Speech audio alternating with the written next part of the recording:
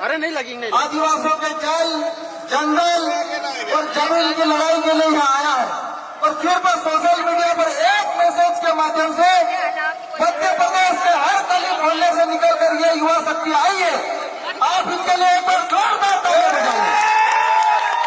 मैं इन सभी योद्धाओं का मैं तहे दिल से धन्यवाद और आपको नमन करता हूं कि जो बुलडोजर मध्य प्रदेश की भाजपा सरकार ने आदिवासियों के घरों पर चलाए, जो बुलडोजर मध्य प्रदेश के प्रशासन ने आदिवासियों के घरों पर चलाए, और जब बुलडोजर चला रहे थे तो आप देख सकते हैं कि छोटे छोटे बच्चे, मासूम बच्चे, माता बहनें कैसी रो रही थी, लेकिन इस भाजपा सरकार के इस प्रशासन को और इन अधिकारियों को थोड़ी भी तरस नहीं आई। मेरे भाइयों, ऐसी निर्दयी सरकार के खिलाफ, ऐसी तानाशाही सरकार के खिलाफ मध्य प्रदेश का हजारों की संख्या में जो जय आदिवासी युवा शक्ति का युवा आया है और सरकार के खिलाफ जो खुला बिल्कुल बोला है कि मैं कहना चाहता हूं मोहन यादव जी, 2018 में भी हमने शिवराज मामा को चैलेंज किया था, किया था नहीं किया था?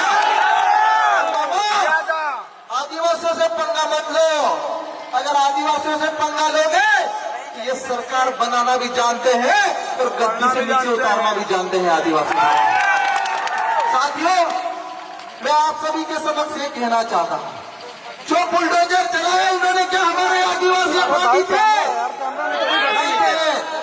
ये वो आदिवासी थे जिन्होंने खून पसीना बहाकर जमीन तैयार की, उसको सींचा, उसको उपजाऊ बना और आज बड़ी मुश्किल से अपना जीवन यापन करने के लिए आज वहां पर खेती कर रहे थे और उनके घरों को बिना नोटिस दिए।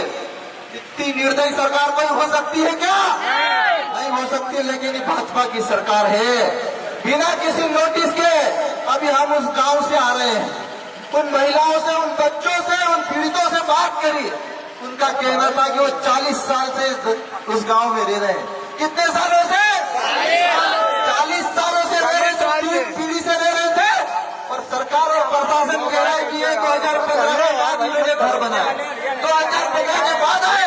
तो झूठी भाजपा की सरकार, झूठी भाजपा के अधिकारी इनके सबके खिलाफ होना चाहिए, क्योंकि ये सरकार सिर्फ आदिवासियों को जुल्म करके जंगलों से बेदखल करने का काम कर रही है।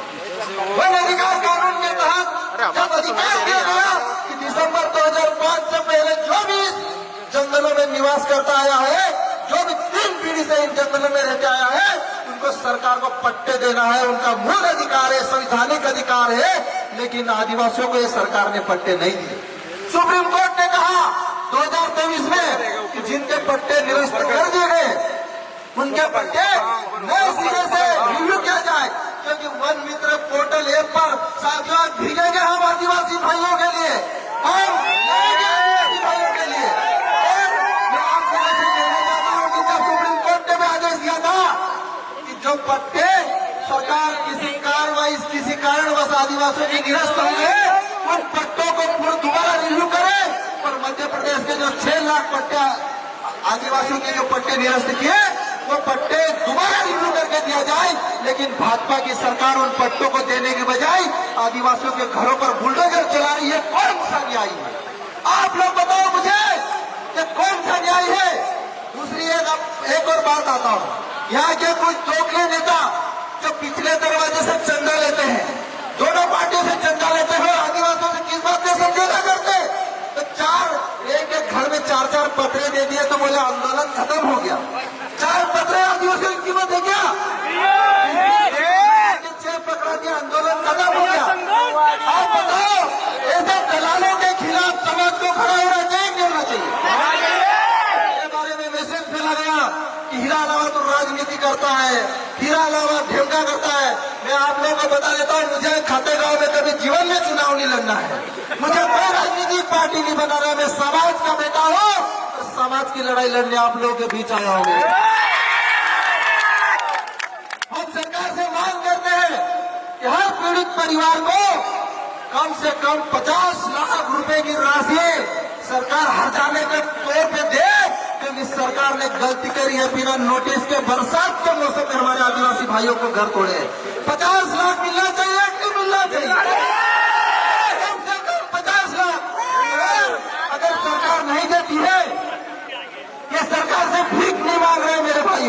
ये आदिवासियों को अधिकार मिला है संविधान में।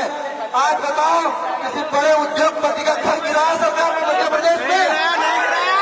गरीब आदिवासियों की जमीन छीन रही है, गरीब आदिवासियों को मारा जा रहा है, गरीब आदिवासियों को जंगलों से बेदखल किया जा रहा है। तो कम से कम 50 लाख का मुआवजा मिलना चाहिए कि मिलना चाहिए? अगर सरकार मुआवजा नहीं देती है तो हम लोग विधानसभा में मुख्यमंत्री भवन आवास का घेराव करेंगे आने वाले समय में। दूसरी बात, जो आदिवासी 3 पीढ़ी से रह रहे हैं इस धरती पर, इस गांव में, खाते गांव के आसपास, उन आदिवासियों के लिए हमने बात करी, उनके गांव महिलाओं, बच्चों, बेटों से बात करी, तो उनकी भी मांग है कि प्रत्येक परिवार को कम से कम 10 हेक्टेयर जमीन पर सरकार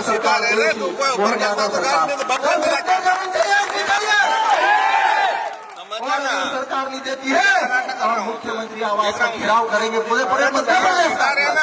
तीसरी जो हमने मांग जोड़ी,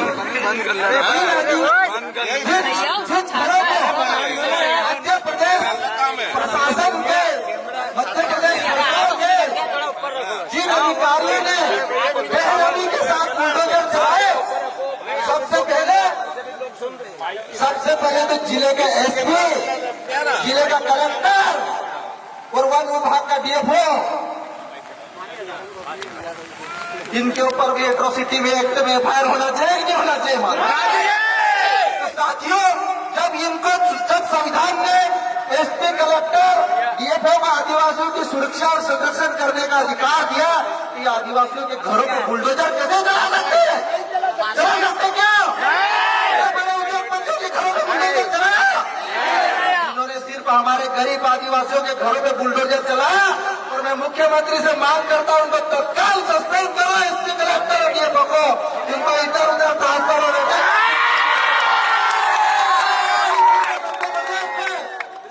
मध्य प्रदेश में किसी के आदिवासी के घर पर बुलडोजर चलाने से पहले 10 बार कलेक्टर, एसपी सोचे मेरे भाइयों।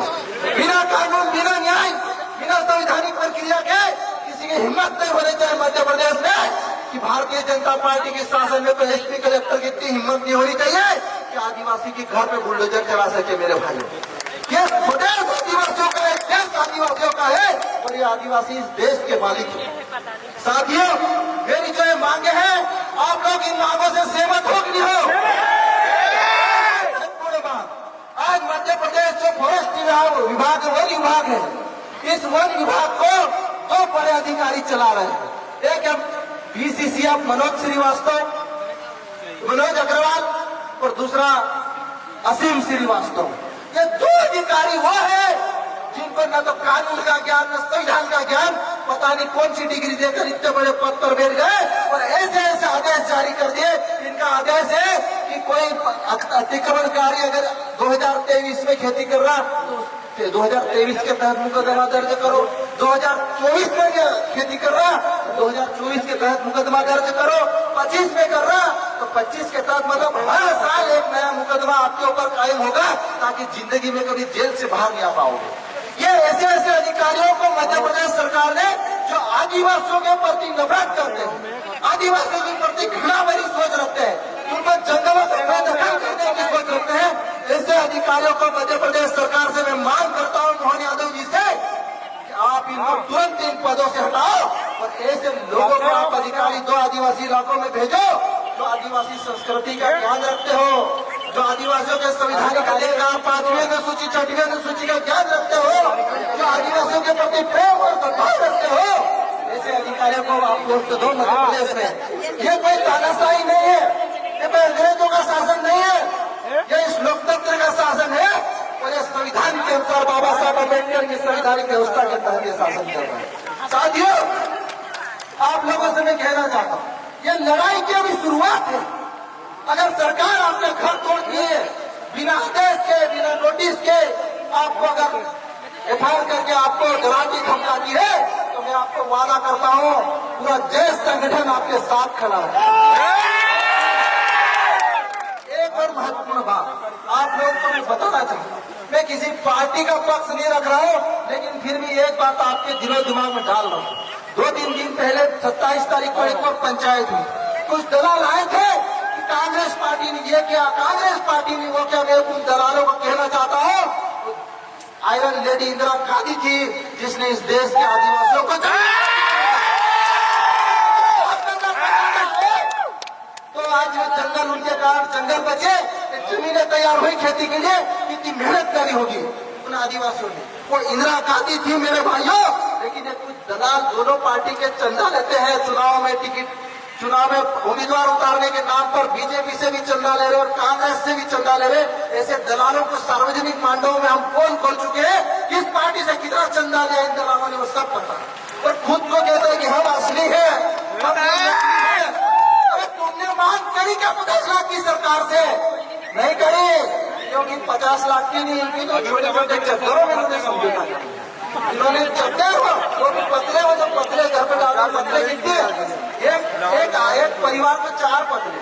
मैं कहना चाहता हूँ मोहन यादव सरकार को, आपने उस आदिवासी का घर झोपड़ी नहीं तोड़ी, उस आदिवासी का सपनों का ताजमहल तोड़ा है, और 4 पत्थरों में आप समझौता कहना चाहता हूँ मेरे भाइयों, कि मोहन यादव सरकार आदिवासी विरोधी नीतियों के तहत हमारे आदिवासियों को खत्म करना चाह रही, जंगलों से भगाना चाह रही। लेकिन मैं वादा करता हूं मेरे भाइयों, जब तक डॉक्टर हीरा लावा है, एक भी आदिवासी की हमारे साथ हमारे विक्रांत भाई, हमारे साथ हमारे मोन्टू भाई और पूरे के पूरे आदिवासी विधायक, अभी विधानसभा में हम लोग मुख्यमंत्री का घेराव करेंगे, विधानसभा का घेराव करेंगे, और हम मांग करेंगे कि जिन अधिकारियों ने आदिवासियों के घर तोड़े उनके ऊपर एफआईआर दर्ज करो, इनको सस्पेंड करो, इनको घर पे बिठाओ, क्योंकि ये प्रदेश, देश की सेवा और प्रदेश की सेवा करने का इनके अंदर जज्बा और जुनून नहीं है। ये बड़े बड़े उद्योगपतियों से मिलकर आदिवासियों को हटाने की साजिश कर रहे हैं। इनको कानूनों का ज्ञान नहीं। भारत अगर इनको हटाना था तो भारतीय वन अधिनियम जो 1927 में बना है, उसकी धारा 26, धारा 26A, धारा 33 के तहत इन्होंने कार्रवाई करी क्या? नहीं करी।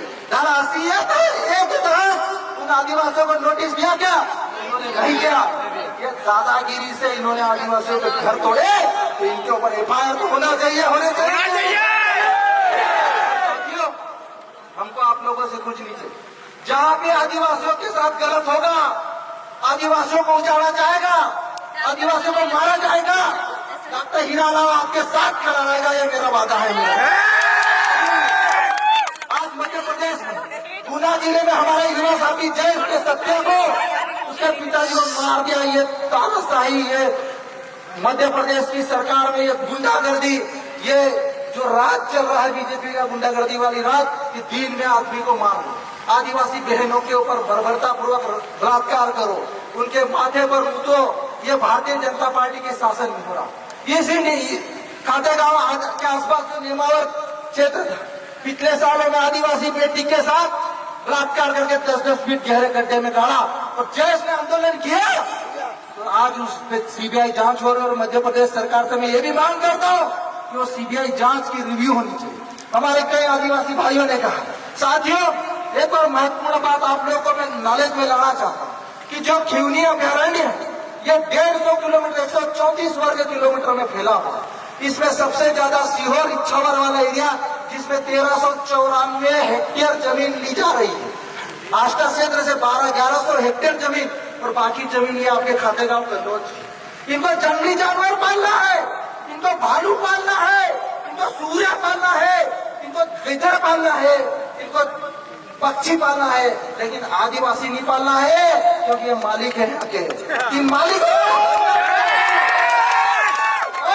अगर ये सरकार मालिकों के प्रति ऐसी सोच रखेगी तो मेरे भाइयों, डरना नहीं, लड़ना है। और जब तक सांस है, डॉक्टर हीरा लावा का कतरा कतरा कुर्बान है आदिवासी समाज के लिए। आप सभी को आखिर में चंद पंक्तियों के साथ अपनी बात खत्म करना चाहता हूँ कि डरो मत अंधियारों से, अब भोर होने वाला है। डरो मत अंधियारों से, अब भोर होने वाला है।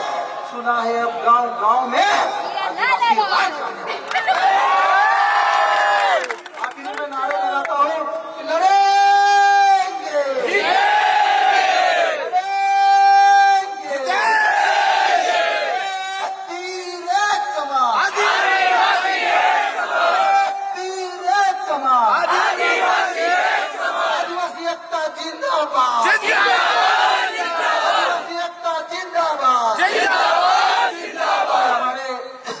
हमारे आदिवासी कांग्रेस के राष्ट्रीय अध्यक्ष हमारे